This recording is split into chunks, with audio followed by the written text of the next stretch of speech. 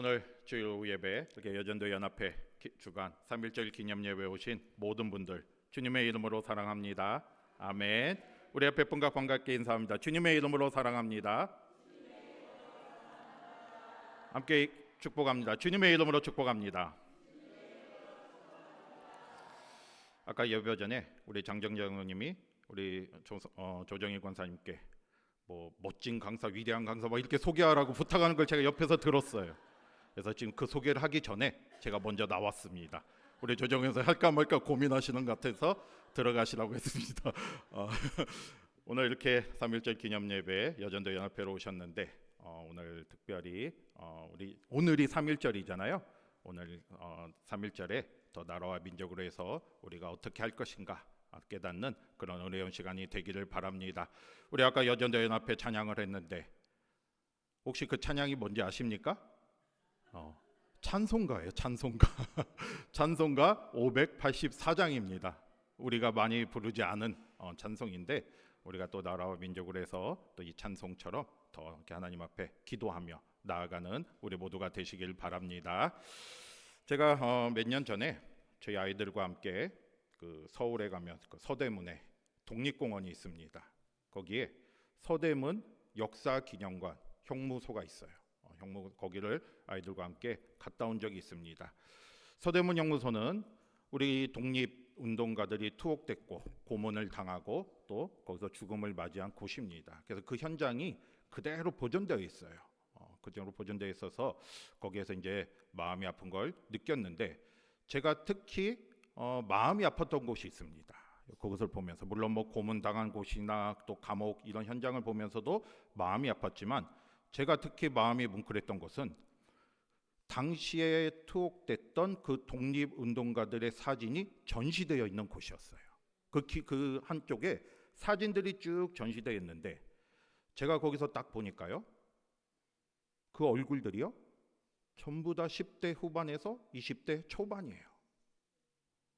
그러니까 우리가 생각하는 그런 어른들이 아니고 그냥 지금으로 말하면 고등학생들, 그 다음에 갓 대학교 입학한 아이들 정도의 나이가 든 그런 나이대의 사진들이 다 있었습니다.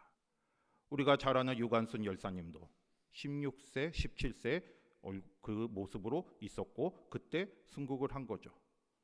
저는 그 사진을 보면서 굉장히 마음이 뭉클하고 아팠습니다. 이렇게 어린 나이에 나라의 독립으로 해서 그렇게 목숨을 걸고 이렇게 했다는 자체에 다시 한번 이렇게 마음이 뭉클해지고 먹먹해짐을 느낄 수 있었습니다.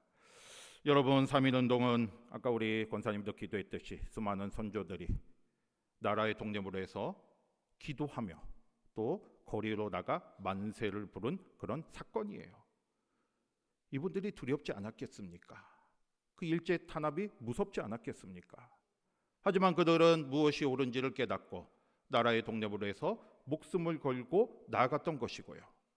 그분들의 희생과 또 그분들의 헌신이 있었고 그분들의 믿음이 있었기 때문에 우리나라가 이렇게 독립을 했고 우리가 지금 이렇게 자유롭게 예배를 드릴 수 있습니다. 우리는 그 사실을 잊지 말아야 돼요. 우리가 왜 이렇게 해마다 3.1절이 되면 기념 예배를 드리겠습니까? 이 3.1 운동은 우리 기독교와 뗄래야 뗄 수 없는 그런 관계가 있어요. 이 3.1 운동의 정신이 바로 기독교의 정신과 같습니다. 아까 우리 권사님 기도할 때 우리 인구 1% 기독교인이라고 했잖아요. 당시에 우리나라 인구가 2천만 명이었는데 기독교인은 몇 명이었습니까? 20만 명이었어요. 1%밖에 안 되는 그런 상황이었는데 우리 기독교인이 거의 이 3.1 운동을 주도를 했습니다. 그 3.1 운동은 주도한 그 민족 그 운동가 33인 중에 16명, 서명을 한 16명이 기독교인이었고요. 우리가 잘 아는 유관순 열사도 믿음의 가정에서 태어나서 부모님으로부터 말씀으로 교육받고 또 교회에서 신앙교육을 받고 또 서울에 올라와서는 이화학당에서 말씀으로 신앙교육을 받았어요. 그런 정신이 있었기 때문에 나라를 위해 민족을 위해 기도하며 또 믿음으로 나아갔던 것이죠. 여러분, 당시에 수많은 교회와 기독교인들이 3.1 운동의 중추적인 역할을 감당했고요. 또 그로 인해서 많은 핍박을 받았습니다. 여기서 뭐 다 말씀드릴 수 없지만 많은 교회들이 그 탄압으로 인해서 불타게 됐고 많은 사람들이 죽었어요. 하지만 그런 핍박과 압박에도 불구하고 우리 믿음의 선조들은 당당하게 기도하며 독립을 위해 외쳤습니다. 왜 그렇겠습니까? 그것이 바로 그리스도인의 사명이기 때문이에요. 나라와 민족을 위해서 기도하는 게 바로 기독교인의 사명이었기 때문에 그 고난과 아픔을 외면하지 않고 담대하게 독립을 해서 빛의 역할을 감당했던 것이죠. 그러니까 우리가 오늘 이 시간 그걸 생각하는 거죠. 그 믿음의 선조들의 그 믿음을 우리가 돌아보면서 또 하나님께서 함께 하셨기 때문에 하나님의 은혜로 우리가 독립을 했잖아요. 그 하나님의 은혜를 생각하면서 이 시간 감사의 예배를 드리고 있는 겁니다. 오늘 예배를 통해서 다시 한번 우리도 주님이 주신 사명을 깨닫기를 바랍니다. 우리도 다 나라와 민족을 위해 기도할 사명이 있는 거예요. 그 사명을 잊지 마시고 오늘 말씀을 통해서 또 하나님이 주신 뜻을 깨닫는 저와 여러분이 되시기를 바랍니다. 오늘은 다니엘의 기도입니다. 다니엘이 나라와 민족을 위해서 기도했던 내용인데요. 우리가 9장 18절부터 19절을 이렇게 봉독을 했지만 사실 이제 1절부터 말씀을 봐야 합니다. 여러분 지금 다니엘은요 자신의 조국인 남유다가 멸망을 한 후에 어디에 포로로 끌려갔습니까? 바벨론에 포로로 끌려가 있는 상태인데 이 바벨론도 지금 바사 제국에 의해서 멸망을 당합니다. 그렇기 때문에 이 다니엘은 지금 바사 제국에 살고 있는 거예요. 근데 바사 제국에 살고 있던 다니엘이 어느 날 이렇게 말씀을 보다가 어떤 말씀을 봤냐면 2절에 이렇게 보는 것처럼 무슨 말씀을 봤냐면 예레미야의 말씀을 보다가 이 이스라엘 민족이 포로 생활이 70년 만에 끝날 것이라는 말씀을 보게 됩니다. 이 말씀은 예레미야 25장 11절과 12절에 있는 말씀이에요. 그러니까 아마 그 말씀을 봤을 거예요. 이 다니엘이 이렇게 포로 생활하고 있는데 예레미야 말씀을 보다가 포로 생활은 70년 만에 끝난다. 이 예언의 말씀을 보게 된 거예요. 그런데 지금 다니엘이 이 말씀을 볼 때 거의 67년 거의 다 된 거죠. 70년이 거의 된 상태입니다. 이게 그 회복의 날, 약속의 날이 가까이 왔음을 알게 된 거예요. 그런데 다니엘이요 이 말씀을 읽고 어떻게 했습니까? 3절 한번 보겠습니다. 3절 한번 볼게요. 3절 같이 보겠습니다. 시작. 내가 금식하며 베옷을 입고 죄를 덮어쓰고 주 하나님께 기도하며 간구하기를 결심하고. 아멘. 이 말씀을 읽고요. 지금 이제 70년 만에 이제 회복이 될 것이다. 70년의 포로 생활이 있을 것이다. 이렇게 지금 그 말씀을 봤어요. 이 말씀을 보고 다니엘이 가장 먼저 한 게 뭐였습니까? 기도하기를 결심했다는 거예요. 왜 다니엘이 하나님의 말씀을 말씀을 읽고 기도하기로 결심했겠습니까? 뭘 기도했을 것 같아요? 하나님의 뜻이 이루어지기를 기도한 거예요. 다니엘은 그 말씀을 보고 하나님의 뜻을 깨달았습니다. 70년 동안 포로 생활이 있을 거라는 걸 알았어요. 지금 67년이 됐습니다. 그러면 3년만 있으면 끝나는 거예요. 그런데 다니엘이 왜 기도했겠습니까? 다니엘은 하나님의 뜻을 깨닫고 그 하나님의 뜻이 이루어지기를 기도한 거예요. 그냥 가만히 있어도 3년 후면 끝나겠지. 3년 후면 어떻게든 하나님께서 하시겠지. 이렇게 생각하지 않고요. 그 기도를 통해서 하나님의 뜻에 동참하고 하나님의 역사에 동참하기를 원했던 겁니다. 여러분 하나님의 뜻은 분명하잖아요. 70년 만에 이스라엘이 회복될 걸 미리 말씀해 주셨잖아요. 그러면 다니엘이 기도하지 않는다고 해서 70년이 지나가는 것도 아니고요. 기도한다고 해서 70년보다 앞서서 회복되는 것도 아닙니다. 그럼에도 다니엘이 기도한 것은 그 하나님의 뜻이 그대로 이루어지고 또 이스라엘의 하나님의 은혜가 임할 것을 기도한 거예요. 여러분 우리도 마찬가지입니다. 우리가 기도할 때 무슨 일이 있을 때 이렇게 간구의 기도를 드리잖아요. 그럼 기도를 당연히 드리셔야지만 우리가 날마다 기도하는 이유가 뭐겠습니까? 하나님의 뜻이 이루어지기를 기도하는 거예요. 하나님의 계획과 하나님의 은혜가 임하기를 기도하는 거예요. 다니엘도 바로 그런 기도를 드렸던 거죠. 여러분 우리가 하나님의 역사에 동참하기를 원하십니까? 하나님은 홀로 일을 하실 수 있지만 사람을 통해서 일을 하시기를 원하고 계셔요. 우리를 통해서 일하기를 원하고 계십니다. 그 하나님의 역사에 동참할 수 있는 게 바로 기도입니다. 다니엘과 같이 기도를 통해서 하나님의 뜻이 이루어지기를 간구하는 저와 여러분이 되시기를 바랍니다. 우리도 기도를 통해서 우리의 삶 속에 또 우리 교회에 우리나라에 하나님의 뜻이 이루어지기를 기도하는 저와 여러분이 되시기를 바랍니다. 그러면 다니엘은 구체적으로 어떤 기도를 드렸습니까? 3절부터 그게 이제 쭉 나오는데요. 19절까지 두 가지 기도를 드렸어요. 먼저 3절부터 14절까지는 회개의 기도를 드립니다. 하나님의 긍휼하심을 바라면서 회개를 해요. 회개. 그리고 15절부터 19절까지는 하나님의 그 용서 가운데 이스라엘 백성들이 다시 회복할 것을 기도합니다. 가장 먼저 무슨 기도를 드렸어요? 회개의 기도를 드린 거예요. 여러분 3절 한번 다시 보겠습니다. 3절 다시 한번 보겠습니다. 시작. 내가 금식하며 베옷을 입고 죄를 덮어쓰고 주 하나님께 기도하며 간구하기를 결심하고. 아멘. 다니엘이 기도할 때 어떻게 했습니까? 베옷을 입고 죄를 덮었었다는 거예요.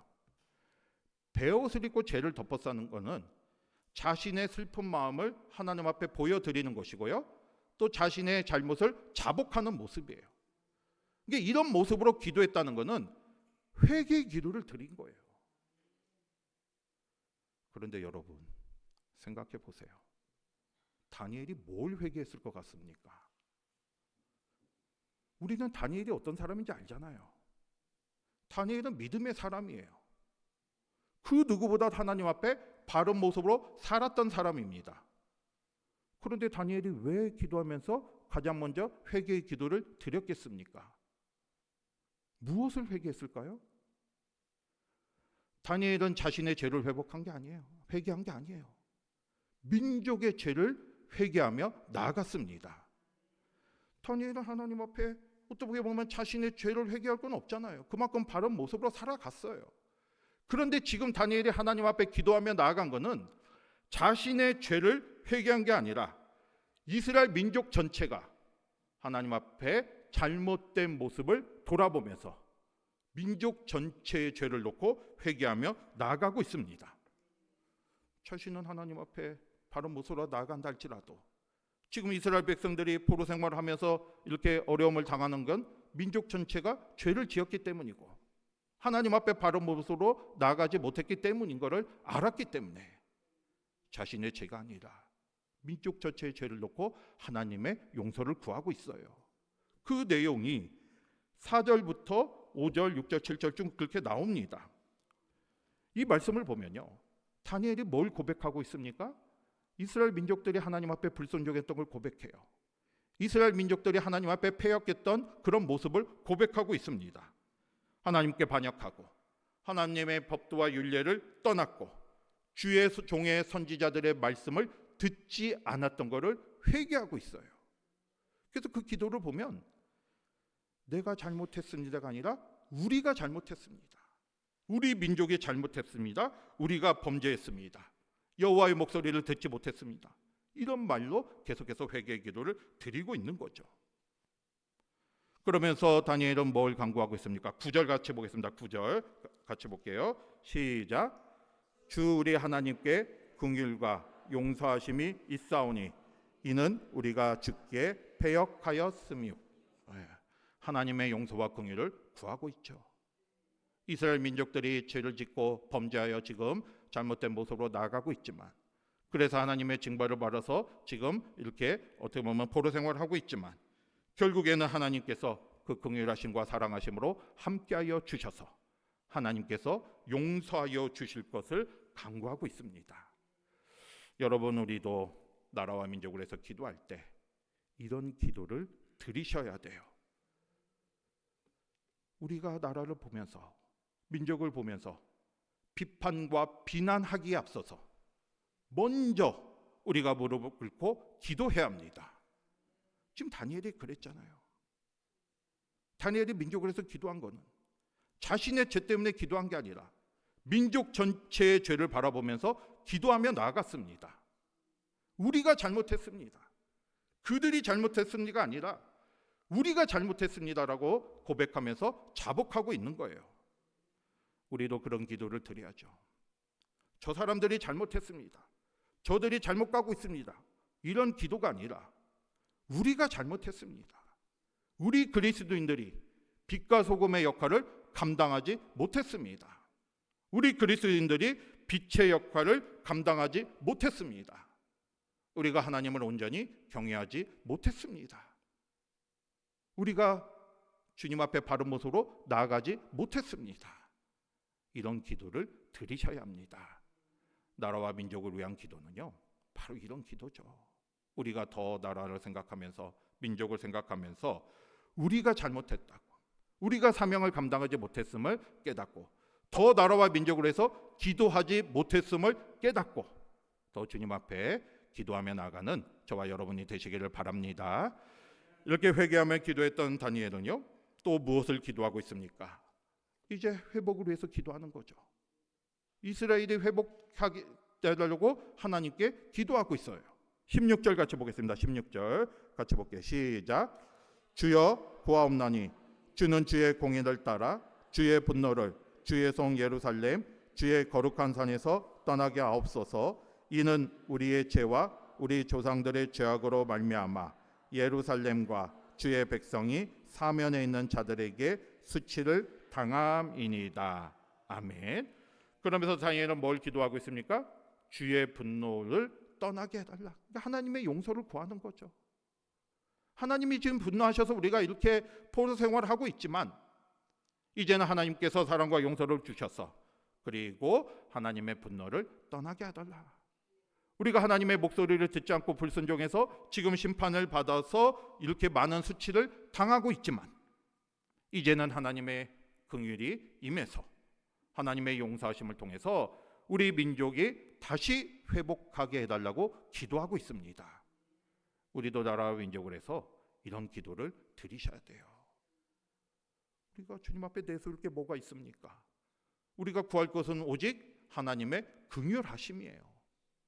우리가 비록 지금 잘못된 모습으로 가겠지만 하나님의 긍휼하심이 우리나라에 임하고 우리 민족에 임해서 우리가 다시 온전히 회복하게 해달라고 기도해야죠. 다니엘은 이렇게 민족을 해서 기도했습니다. 그리고 또 무슨 기도를 드렸습니까? 오늘 이제 봉독한 말씀이죠. 18절 19절 같이 보겠습니다. 18절 19절 같이 볼게요. 시작. 나의 하나님이여 귀를 기울여